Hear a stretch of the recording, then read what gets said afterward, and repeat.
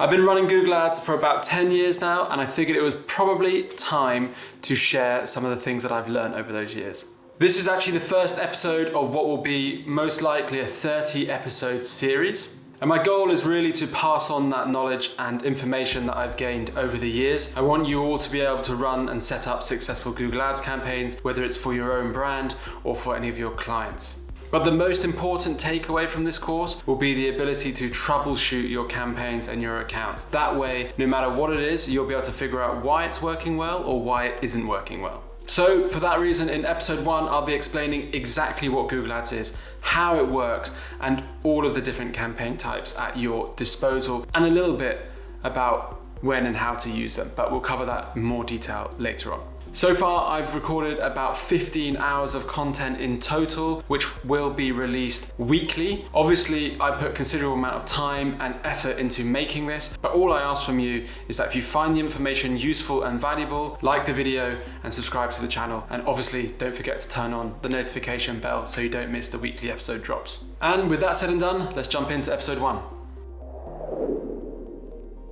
So, Chapter 1, Google Ads Introduction, as I specified earlier.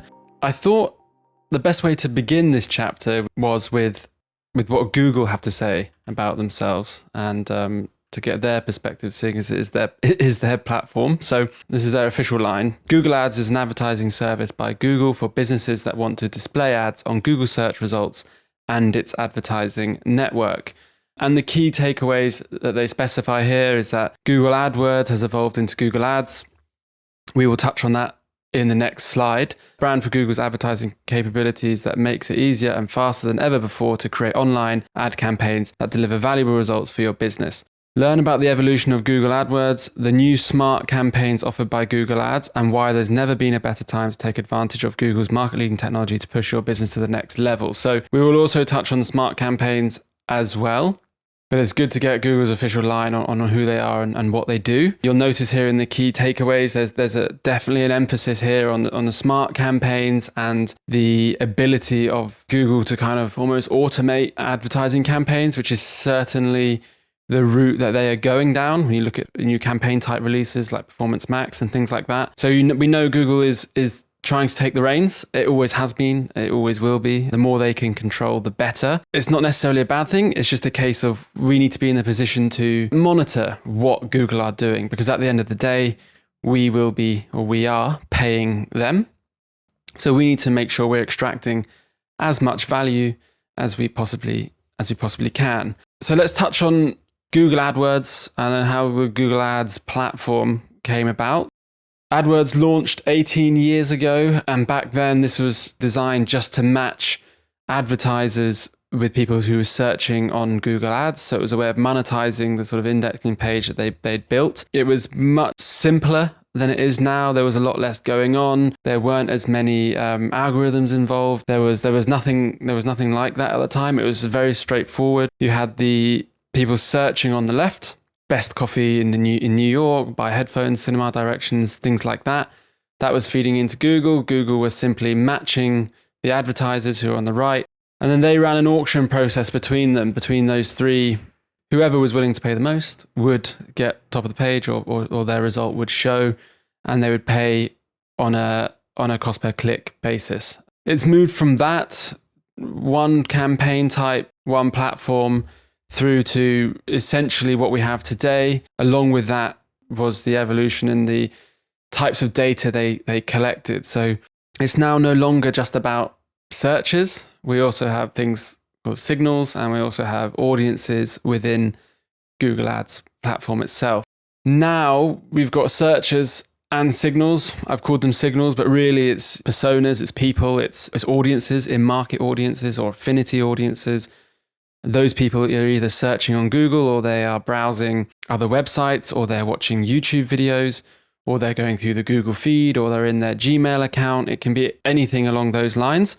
And the advertisers on the right-hand side now can obviously still bid on keywords, but they can also bid on audiences and on signals and on context and different things like that. So It kind of works in a very similar way, but now you've just got much more data to work with, and the auction process is much more complicated from the advertiser's side. And obviously you've got many more campaign types, which make the whole Google Ads ecosystem a little bit more tricky to navigate and much easier to waste a lot of money, actually. So, but in essence, this is how it kind of works. It's just matching people with advertisers, and it's pairing them together to the highest bidder. When you're in the Google Ads network, when you go and click on create new campaign, this is what you're going to be shown.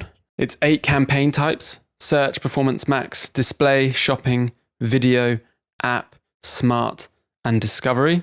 Quite a lot there to pick from. In a minute, don't worry, we're going to go through each one of them in detail, why you would use it, the different types of inventory and the different style of that campaign, what it's used for. But before we go there, it's important to know that each one of these campaigns also has an objective matched with it. Within Google Ads, when you create new campaign, before you get to this view, you will actually be asked what your objective is. So is it to drive sales, website visits, brand awareness, or consideration, whatever it may be.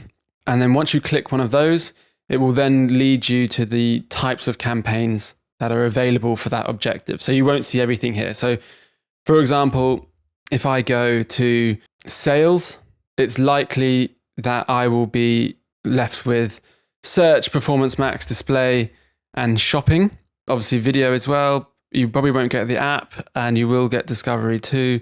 And I think you'll get smart as well. But it just goes to show that each objective aligns with a different campaign. Your lower funnel metrics you'll find match with a lot more types of campaigns than the higher funnel metrics. Let's move into search, because we can get a feel for each campaign in depth. Search campaigns, if you're not already aware, are the text-based ads that let you reach people while they're searching for products and services. In terms of format, we've got the responsive search ads, which you might hear often referred to as RSAs, and also dynamic search ads, you may hear referred to as DSAs. You did previously have expanded text ads. They have now been removed as of 2022, I believe. And that is, again, a nod to Google and their move towards automation. Whereas with expanded text ads, you would write and you build each individual ad separately. Responsive search ads, you simply go in and you put in a bunch of headlines, a bunch of descriptions, extensions, and then it will dynamically create the order at which those are displayed according to its machine learning. In terms of inventory, you've got primarily across the Google search results themselves, but then you also have the Google search network. Personally, I always tend to stick with the Google search results strictly, but there are times to choose either or. And as I mentioned previously, the objectives available with this campaign type are website traffic, getting people on site, and sales and leads. And the targeting options here, your primary targeting option is obviously keywords. And you've got your exact match, your phrase match, your broad match, and you do not have broad match modifier anymore. Apologies for that. But you also have the ability to target audiences. And within those audience targeting, you can target affinity, demographic, in market, and also use your first party data. So things like customer match or retargeting audiences. Below here, you will see some examples of search campaigns. So the ones highlighted or the ones bordered in pink. So you've got the best sneakers to buy, followed by the ads coming below. Luxury belts, that is obviously not a very good ad for men's sneakers to buy. And then on the right hand side, you've got a second section here. And then the grey results are actually organic results. The reason I put this here was because I wanted to demonstrate the dominance that search campaigns have in the search results. These two are okay examples, but you will find, if you Google yourself, you will find examples with site links below, for example, which expand this ad down to this ad here. So really taking up a lot of real estate within the search pages. So again, search puts you way ahead of the organic results, but it's also very important to get your extensions added and things like that to really gain as much real estate as possible. So moving on, we'll touch on Performance Max. Performance Max is a goal-based campaign type that allows you to access all Google Ads inventory through a single campaign. Again, a nod to Google's automated approach. This really is everything in one type of campaign. As you can see from the format section here on the left, You've got search, shopping, YouTube, display, discover, Gmail, and maps. You've got everything there. The inventory as well, it's Google search and obviously Google Search Network, but also maps, display, YouTube, Gmail, discover feed, and all of the Google partners as well. So every format and every inventory type is all consolidated into Performance Max. And obviously that translates to the objectives available, everything from brand and consideration through down to leads and sales. A full funnel campaign type. The difference here you get with the other campaigns though is the targeting options. This allows you to input audience signals, but not specifically target audiences. So it's completely up to you if you use signals here or not, but the signals are used to nudge the algorithm in the right direction. It's a newer campaign type and it's a little bit more complicated. My advice would be, if you are just beginning to use Google Ads, it's probably not to use this campaign type just yet. There are a lot of moving parts on it. There's a lot going on. And there's a lot of nuances that are, in terms of optimization, which are different to some of the other campaigns. You really have to work with the algorithm here, and there's a lot going on. And I would advise working with this campaign when you're a bit more experienced and you've also got a bit more budget to play with as well. Below, I haven't put any examples because you'll see all the examples in the coming sections as well from the other campaigns, but this is the kind of view you're going to get when you're setting up the creative for this campaign. It's adding your final URLs, your headlines, long headlines, descriptions, images, and also videos, and so on and so on. But it is still a great campaign type, don't get me wrong. Next on the agenda is the display campaigns. So display campaigns let you reach a relevant audience with visually engaging ads across a wide range of inventory. In terms of formats, I guess the main one at the moment is responsive display ads. So again, another nod towards automation in the space, but you still do have available the HTML5 ads. So all of your standard display assets are still available. In terms of inventory, again, it's websites, apps, and Google-owned properties itself. So it's quite a large reach with display campaigns. So you do have that ability to get a lot of eyeballs on your ads. And again, similar to Performance Max, the objectives available for display is a full funnel approach. You can go anywhere from brand awareness to driving traffic and sales and leads. When you look at things like retargeting campaigns as well, when you start working with those smaller audiences, you have to remember that if your inventory is also limited and your audiences is small, it's going to be harder for Google Ads to find those people. But when you work with an inventory type like display or discovery that has such a wide reach, it's more likely you'll be able to target and find those people. Lastly, when it comes down to targeting options, it is primarily going to be audience based again. So affinity, you've actually got the ability to target custom segments here, which is great. Detailed demographic, not just demographic. So you've got life events in there as well. And then also your in-market audiences, and of course your first party data segments as well. So as I touched on, your retargeting and things like that. You also have contextual sort of placement and keyword and topic targeting. So you can target specific topics across different websites. So an example of that would be, I may want to be across sports pages or football or soccer related website pages. So I can input a selection of keywords around those terms, and then the inventory available will only be on sort of sports related websites rather than just everything. And you can combine contextual and the audience together to really sort of hone in your targeting if you want. Caveat here though is always that with the Google Ads automation, you want to try and reduce the amount that you restrict it where possible. On to shopping campaigns. You probably see shopping campaigns quite a lot as they really do take over the top of Google. But in essence, Google shopping campaigns are product listings that are ideal if you're a retailer looking to sell your products online. Formats and inventory. So it's an image-based ad seen at the top of or on the side of your Google search results. And then obviously the inventory is Google search results. Naturally, objective-wise, you're looking at very much lower funnel here. So website traffic and sales. And in terms of targeting, this is another thing where it works a little bit different. It will use your product feed to understand the products that you have available, and it will deliver results to people who it thinks will buy your product. A good example here is the one below. I search sneakers. Obviously, I'm getting a list of sneakers through the shopping campaigns below. You do also have the ability with shopping campaigns to overlay audiences. The audiences that you have access to here are your affinity, demographic, in-market, and also retargeting audiences. So there is that ability there. And lastly, just below, you'll see the two examples I've got here of shopping. It really comes in two formats. The main one on the left-hand side there, highlighted with the pink box, that really does dominate the top of the search results. So below there, you'll have the paid search results. And then below that again, you'll have the organic results. So you can see on the example on the left, how far down the organic results will actually get pushed down. And then on the right-hand side, you can see Nike sneakers is the search result. And you've got the shopping ad on the right-hand side of the search results instead of above the paid ones. Two different ways it comes about, and obviously a great campaign type. Caveat or thing to note here is you will need to link your product feed to your Google Ads account. If you're running on a platform like Shopify or I think WooCommerce or something like that already, it's actually relatively straightforward. They've got a bit of an automated process between the two. If you don't, you'll need to spend a bit more time dealing with it. But as with the other campaigns, we will be going through it in more detail, and I will do a live demonstration of how to set up your product feed both manually and with an automated integration using something like Shopify. Next, we are moving on to video campaigns.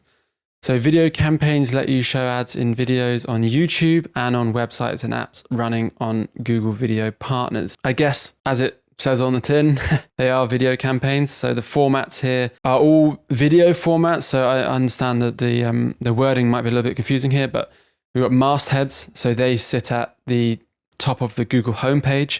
They autoplay, but a thing to note here is that they do actually autoplay with sound off. So a little bit different. One of YouTube's sort of selling points is that they have video ads with sound on automatically. I think it's like 99% of all video ads played on YouTube are sound on. It's another medium for the brand to get their message across. But you've got mastheads, skippable and non-skippable in-stream within the YouTube platform, the ads you usually see when you're watching videos.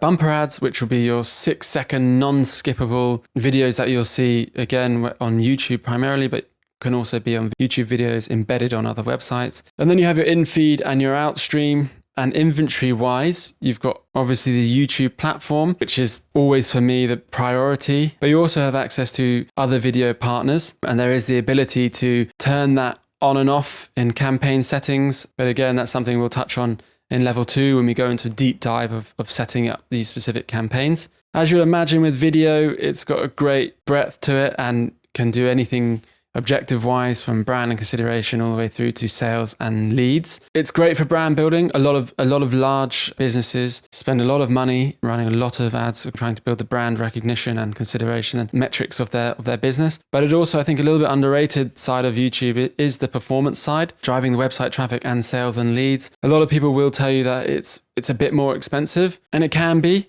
but it also, if it's done right, with YouTube for Action, it can actually be a cost-effective method of driving traffic and driving sales to your website, provided you match your creative with your goal. We will go through setting up both a brand campaign, where I'll tell you the types of bidding strategies you'll want to use, and also we'll set up a performance campaign. And again, I'll talk to you about what bidding strategies you want to use to get the best results from that. Targeting-wise, you've got contextual, so placement, keyword, device, and topic. I believe they will be removing for Action, YouTube for Action campaigns, so your performance side of things, they will be removing the placement and I think the keyword and topic targeting, but there are ways around it. But the reason they'll be removing this is because for performance campaigns, they don't want to restrict the algorithm as much. But again, we'll talk more about that. And the main thing that you'll be doing, or that I would suggest doing, will be your audience targeting on YouTube. This will cover everything from affinity, custom segments, demographic and detailed demographic, in-market, and also your first-party data sources, again, so your retargeting and things like that. These below are the examples of where you'll see the ad. The masthead is here, where I specified before, top of the home screen. And you've got the other sort of in-stream formats below. And then on the right-hand side is a bit of a bigger version of a desktop view, which I'm sure you're all familiar with on YouTube. Moving on to app campaigns. So app campaigns make it easy to promote your apps across Google's largest properties. again, kind of does what it says it does. This is 4 apps, obviously. The formats and inventory available here are a combination of search, display, and video. And inventory-wise, Google Search, Google Play, YouTube, GDN, which is actually the Google Display Network, AdMob, which is again a mobile advertising subsidiary of Google, the Discover feed, search partners, and a range of other publishers. So quite a large reach across these campaigns as well. But here you've got slightly different objectives that are available. You've got app installs, pushing people or encouraging people to download your app, and then also app engagement, so getting people back onto your app, reusing the app that they already have on their phone. Lastly, with targeting, this is a little bit different as well. I guess it would be more akin to the shopping campaign. When you register your app on the app network, they will use a variety of keywords within there to categorize your app. And it will use exactly that for the targeting. Some examples below. We've got the search network on the left and how it would appear at the top of the mobile search results. We've also got the display network. So you've got some Gmail in there, which is display network. And you've also got Play Store and YouTube as well. You probably come across them somewhere. Next up is smart campaigns. So smart campaigns are really here to help beginners, people who really don't know what to do. And really the goal of smart campaigns is to kind of take away the control from the user and really leave it in the hands of the algorithm to do what it does best. So the official line here from Google is smart campaigns are powered by the best of Google's advertising technology and can be set up in just 15 minutes. Now they are easy to run, they are low maintenance, and they will suit a certain type of advertiser. I think if you are on this course, you won't need to use these types of campaigns. You'll have a better understanding and you'll be able to run your campaigns better and more efficiently than when you leave it just in the hands of Google on its own. Nonetheless, we will touch on everything available, the format and inventory wise. So it covers off display, search, and video. And inventory wise, it is Google Search, Google Maps, Gmail, YouTube, and Google partner websites. So a good depth of formats and a good depth of inventory available as well. Objectives wise, naturally, it's going to cover the full funnel, but it will let you will be able to tell Google what it is you want to do, and they will adapt the campaign accordingly and the formats accordingly based on the objectives that you select. Lastly, the targeting options. There's no real control here, which is why I'm not particularly keen on it. You will just provide essentially themes in the form of keywords, and then Google itself will auto-generate keyword lists based off those themes that you've given them. If you see below where we've got the simplified dashboard, this is what it will look like. You'll have less control and less ability to be able to make adjustments and optimizations to your campaign, but you will be able to see, if you look on the right-hand side, these search terms that you are appearing for. So I think if you are going to run this type of campaign, this is where you need to focus your attention. You need to regularly check these search phrases, and you need to be removing any that are not relevant. So if renovate apartment, the first one, you've generated sort of 16 impressions and 8 clicks, but that's not what your business is about. You need to hit the blue toggle, switch that one off, and make sure your campaign is only delivering to the right types of people. So that's how you're going to get control of a smart campaign. Next up, and the last campaign type to show you, is the discovery campaign. And discovery campaigns help you reach up to 3 billion customers across Google's feed to achieve your performance goals. If you spend any time watching YouTube videos learning about Google Ads, you will notice that there is a lot of talk about Performance Max, and originally everyone was saying it's very bad, and now everyone's saying it's very good. In my opinion, Performance Max is a great campaign type, but I think discovery campaigns are very much an underrated and I think also an underutilized campaign type in Google Ads across most businesses and brands that I've actually worked with. If you speak to Google and you're a small business with sort of lower end brand awareness, but you're looking to drive sales and leads and website traffic, this will be the first campaign type that Google will recommend to you, probably this and with search, simply because of the reach it has and also the ability to convey a bit of a brand message as well. This is a campaign type to bear in mind, in my opinion. Formats, couple examples below, but it's single image or carousel. Carousels are the ones you can swipe through. So they're interactive formats, very similar to carousels on Facebook ads. And the inventory available across discovery format is YouTube Home / Watch Next, Google Discover, so the Discover feed, but also Gmail. And when it's in Gmail, it will be a headline and a small description with the ability to click into it, like you can see in the middle example below. Click into it where it displays a larger image and more details about what the ad's for. In terms of objectives, they do say it's for website traffic and sales and leads. Lastly, with your targeting options, it's pretty straightforward. It's all audience based. And again, you've got the full suite of audiences that you can target here. So affinity, custom segments, demographic, live events in market, and first party data. Obviously, when you've got the full suite of targeting options available to you, you can get super creative here. So with the custom segments, or also things like combining segments. So you could combine live events and affinity audiences, or live events and in markets, anything like that, using using what they call an and logic rather than an or logic. And those can be really, really powerful. So all in all, Discovery is a great campaign type. I don't get any commission for people using Discovery, so this is just my honest opinion, promise you. But it's a great campaign type. I highly recommend using it, and it's also very easy to set up and very easy to manage. So that brings us to the end of the campaign types and all the campaigns available on the Google Ads network. If you have any questions on that, or you need me to clarify anything further, please do not hesitate to contact me on the Discord. I'm more than happy to answer any questions or provide my opinion if you're unsure about what campaign types might be best for you. So next we'll be diving into chapter 2, where we'll do a bit of a live demonstration on the setup and overview.